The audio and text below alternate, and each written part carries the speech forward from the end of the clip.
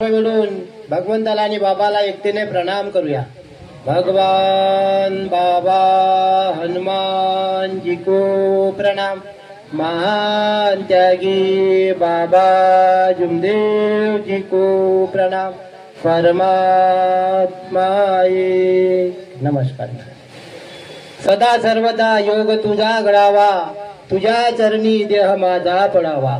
परमपूज्य परमात्मा सेवक मंडळ टिमकी नागपूर ग्रामीण बहुउद्देशीय संस्था उमरेडच्या अंतर्गत बाबाच्या आदेशाप्रमाणे आज आमच्या मोठ्या बंधूच्या इथं जगदीशजी ठाकरे यांच्या निवासस्थानी त्यागाचे हवन कार्य पार पडून एका भगवंताची चर्चा बैठक सुरुवात आहे।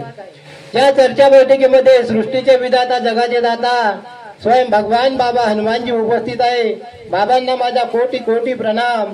तसेच अंधश्रद्धेतून अलिप्त करणारे मानव धर्माचे संस्थापक महान त्यागी बाबा जुमदेवजी हे सुद्धा या चर्चा बैठकीमध्ये उपस्थित आहे।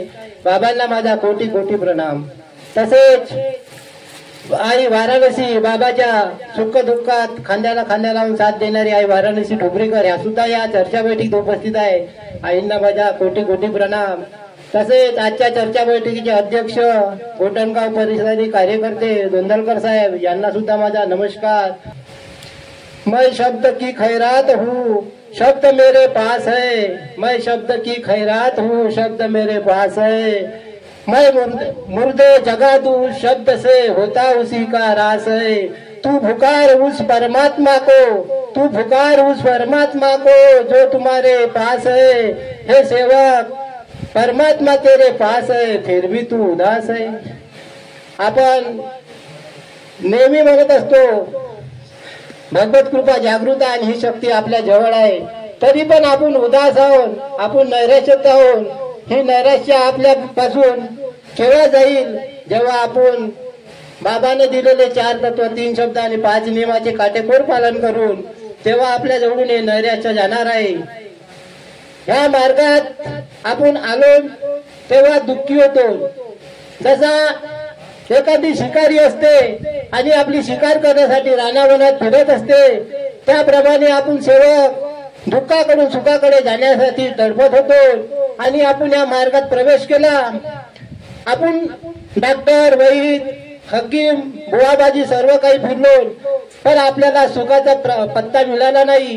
जेव्हा आपण कोणीतरी आपल्याला मार्गदर्शन केलं, सकाळच्या विधीनुसार महान त्यागी बाबा जुमदेवजींनी हे शक्ती प्राप्त केली आणि ह्या शक्तीचा लाभ घेण्यासाठी आपण या मानव धर्मात प्रवेश केला।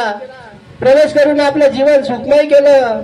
त्या पद्धतीनं इथं अनेक साधू संत महंत जंगल पहाडात गेले भगवत प्राप्तीसाठी, पण त्यांना भगवत प्राप्ती मिळाली नाही। आपल्या महान त्यागी बाबा जुमदेवजींनी संसारात राहून आपण ही भगवत प्राप्ती केली। ही कशाच्या भरोशावर केली? इमान आणि शब्द। इमान आणि शब्दामुळे आपल्याला आपल्या बाबाने ही एवढी मोठी शक्ती प्राप्त केली। त्यासाठी आपल्याला या इमानला शेवटपर्यंत चालवायचं आहे। कारण भगवंतांनी म्हटले आहे, काळ्या डोळीचा मानव बेमान आहे आणि त्यात तू पण एक मानव आहे, म्हणून मानवावर मैं कदापि विश्वास नाही करू शकता। म्हणून बाबांनी आपल्याला इमान आणि शब्द ह्या 2 शब्दावर आपली एवढी भगवत कृपा जागृत आहे। आपल्याला 3 युग निघून गेले। एक आपला सतयुग।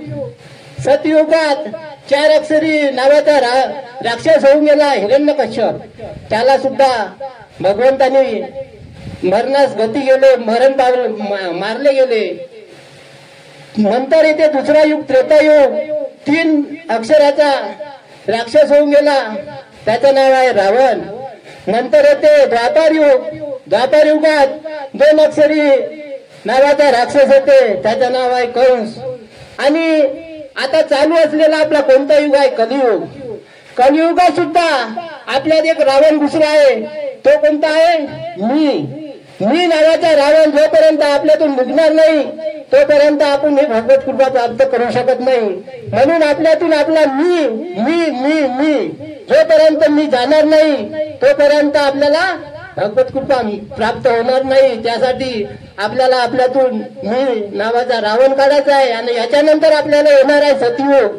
ह्या सतयुगासाठी बाबांनी शब्द आणि युवान याच्या ताकदीवर आपल्याला ही एवढी मोठी कृपा जागृत केली आहे. ह्या कृपेला टिकून ठेवण्यासाठी आपल्याला 4 तत्व 3 शब्द आणि 5 नियमाची गरज आहे. म्हणून प्रत्येक सेवकांनी आपल्याला आपल्यातला मीपणा काढायचा आहे. कारण आपल्याला आपल्या ह्या मार्गाला बदनाम करण्यासाठी साधू संत राजकारणी लोक खूप आहेत. ती आपल्याला मग आपली टिमकी असो, निवासस्थान असो, मेवाडी असो की वर्धमान असो, आपल्याला सेवकाला प्रत्येकाला एकता निर्माण करायची आहे. जोपर्यंत आपल्यात एकता होणार नाही तोपर्यंत आपल्या ह्या मार्गाला बदनाम करणारे कमी नाही. आणि खास करून आपल्या तरुण सेवकांनी ही एकता आपल्याला कायम करायची आहे. जोपर्यंत एकता कायम होणार नाही तोपर्यंत आपण ह्या मानव धर्माला समोर चालवू शकत नाही.